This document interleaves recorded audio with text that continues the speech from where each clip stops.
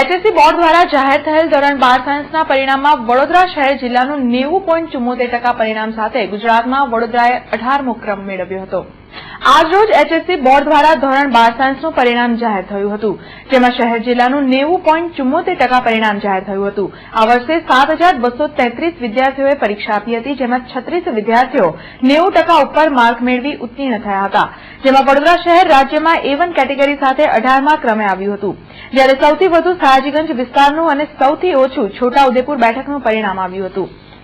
Granted શાળાના 123 વિદ્યાર્થીઓએ પરીક્ષા આપી હતી, જે તમામ પાસ થતા 100% રિઝલ્ટ મેળવી વિદ્યાર્થીઓએ શાળાના ગૌરવમાં વધારો કર્યો હતો। ત્યારે શાળામાં પ્રથમ આવનાર ઋષિતા શાહ કોમ્પ્યુટર સાયન્સમાં જોડાવાની ઈચ્છા સાથે નરેન્દ્ર મોદી વડાપ્રધાન પદ ગ્રહણ કરી ગુજરાતની જેમ દેશનો વિકાસ કરશેનું જણાવ્યું હતું। તો ખુશી થાય છે, એટલે મારી મહેનત સફળ થઈ છે। 2 વર્ષથી મહેનત કરી છે, એટલે બહુ સારું લાગે છે। મારા પેરેન્ટ્સ છે, ટીચર્સ છે, સ્કૂલના ટીચર્સ, ટ્યુશન ટીચર્સ બધા બહુ કોઓપરેશન અને આમ હેલ્પ માંગીએ તો તરત મળી જતી હતી, એવી રીતે એટલે બહુ સારું લાગે છે। એટલે મહેનત દિવસના 5-6 કલાક તો નોર્મલ વાંચવાનું હોય, પ્લસ ટ્યુશન્સના 5 કલાક, પણ વચમાં થોડું એન્ટરટેનમેન્ટ બી જોઈએ, એટલે 1 hour ટીવી જોવાય, આમ એટલું મહેનત કરી હતી બસ। કોમ્પ્યુટર સાયન્સમાં જવું છે, DICT ગાંધીનગર, એ ગુજરાતની સારામાં સારી છે ફોર કોમ્પ્યુટર ટેકનોલોજી, એટલે એમાં એડમિશન મળી જાય તો I will go for that.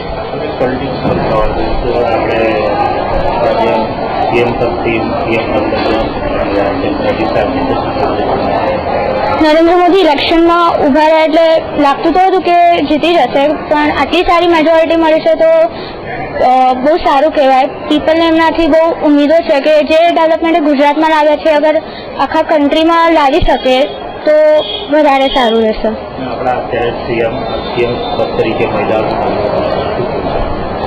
Anandiben Patel is the first woman CM of Gujarat, તો એ એજ્યુકેશન મિનિસ્ટર બી રહી ચૂક્યા છે, એ સ્કૂલ ટીચર પણ હતા, તો એજ્યુકેશનમાં ઘણું ડેવલપમેન્ટ લાવી શકે। પ્લસ એ થોડા સ્ટ્રિક્ટ બી છે આમ જોવા જઈએ તો જે નરેન્દ્ર મોદીએ ગુજરાતમાં ડેવલપમેન્ટ કર્યું છે એમાંથી આગળ બી લઈ જઈ શકે છે આ ડેવલપમેન્ટને। તો શાળામાં દ્વિતીય ક્રમે રહેલ કિંજલ મહેતાએ પોતાના પરિવારમાં તમામ તબીબ હોય પોતે પણ ન્યુરોસર્જન બનવાની તૈયારી દર્શાવી સેમેસ્ટર પદ્ધતિ સંદર્ભે જણાવ્યું હતું। એમ તો બિલીવ નથી થતું, પણ હવે સારું લાગે છે કે સેકન્ડ નંબર છે, એવી બાયો ગ્રુપમાં ફર્સ્ટ છું, ઘણી ખુશી છે મને વસ્તુની। હમણાં તો મેડિકલ ને MBBSમાં જવાનું છે ને આગળ ન્યુરોસર્જન બનવાની ઈચ્છા રાખું છું। હા, મારા ફાધર ડોક્ટર છે, MBBS MD in alternate medicine, અને મારી મોમ છે તે લેબ ટેકનિશિયન છે। આમ કહેવા જઈએ તો આખું બેકગ્રાઉન્ડ બાયો ગ્રુપનું જ છે। મારી બેને એન્જિનિયરિંગ કર્યું છે, પણ મારે ડોક્ટરીમાં જવું હતું આગળ। મારા પેરેન્ટ્સને, મારી સિસ્ટરને, પછી અમારા ટીચર્સને, ટ્યુશન ટીચર્સ તો કે સ્કૂલ ટીચર્સ, બધા મારા માટે ગોડ જેવા છે।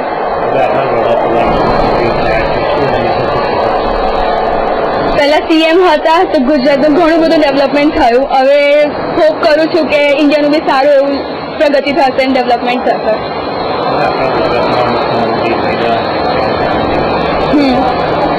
આનંદીબેન આવ્યા છે, લાગે છે કે વુમનનું સારું એવું જે પહેલાં થતું હતું મેનને વુમનમાં જે ડિસ્ક્રિમિનેશન થતી હતી હવે કદાચ થોડી ઓછી થશે ને જોઈએ છે, એટલે હોપ કરીએ છીએ કે મોદીની જેમ એ આનંદીબેન પણ સારું ડેવલપમેન્ટ કરે ને।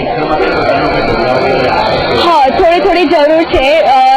કહેવા જાઉં તો અમારે 11th-12th સેમેસ્ટરમાં ઘણી કોઈ વખત એવું થાય કે બહુ સ્ટ્રેસ ને બર્ડન પડતો હોય, બિકોઝ એક જ વર્ષમાં 2 એક્ઝામ્સ આપવાની ને 4 મહિનામાં આખું બધું ભણવાનું, એટલે તો સ્ટ્રેસ બર્ડન લાગે છે।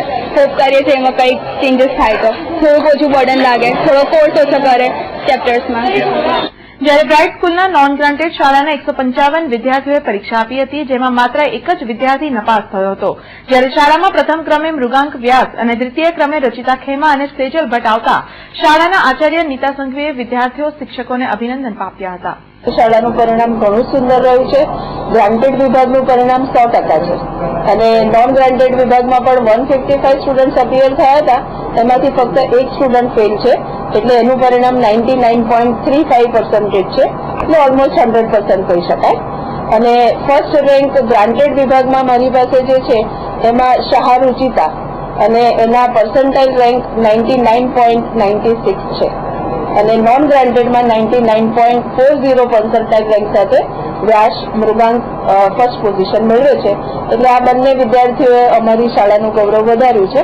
આ જ રીતે અમારી જે વાસણા ભાયલી રોડ ઉપર બ્રાઇટ શાળા છે એનું પણ પરિણામ અંગ્રેજી માધ્યમનું 98.41% અને ગુજરાતી માધ્યમનું 96.15% રિઝલ્ટ આવ્યું છે.